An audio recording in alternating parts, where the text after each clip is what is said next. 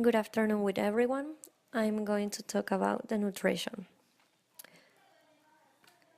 Nutrition is the supply of materials, food required by organisms and cells to stay alive. In science and human medicine, nutrition is the science or practice of consuming and utilizing foods. In hospitals, nutrition may refer to the food requirements of patients, including nutritional solutions delivered by via IV intravenous or IG intragastric tube. Nutritional science studies how the body breaks the food down, catabolism, and repairs and creates cells and tissues, anabolism. Catabolism plus anabolism is equal to metabolism. Nutritional science also examines how the body responds to the food. Some people could question why nutrition is important, but eating a balanced diet is vital for a good health.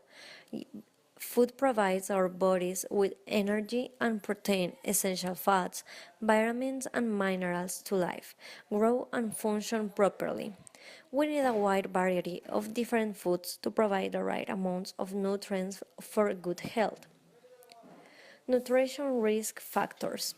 The major causes of death, illness, and disability in which diet and nutrition play an important role, including coronary heart disease, stroke, hypertension, atherosclerosis, obesity, some forms of cancers, type 2 of diabetes, osteoporosis, dental caries, Gladbert disease, dementia, and nutritional anemias.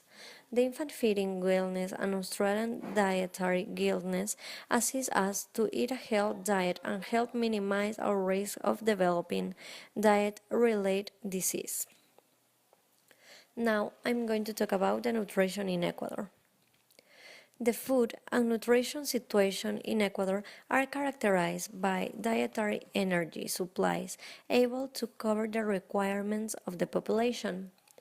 The increase in food production based on improvement technology and using available resources, especially water resource.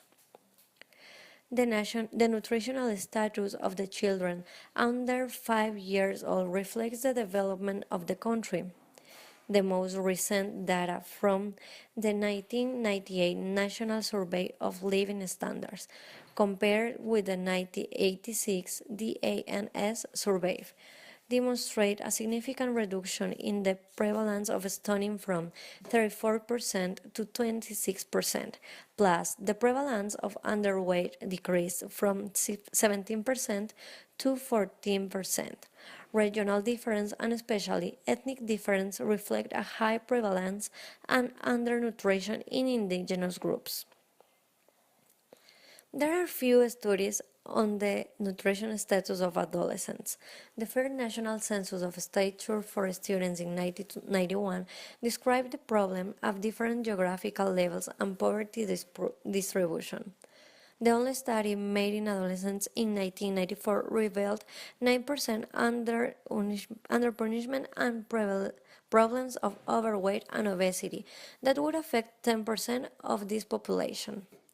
With a greater prevalence in women and in the coast region, although national anthropometric data for adults does not exist, the problem of obesity would appear to be increasing according to the data of pregnant women collected by the Ministry of Public Health.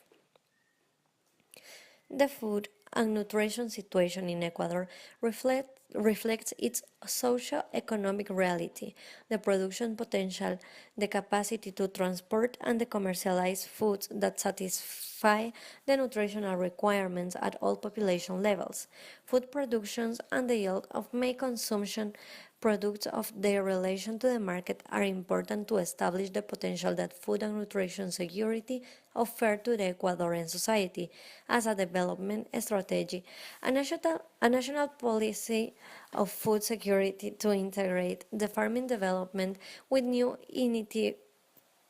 initiatives of rural development.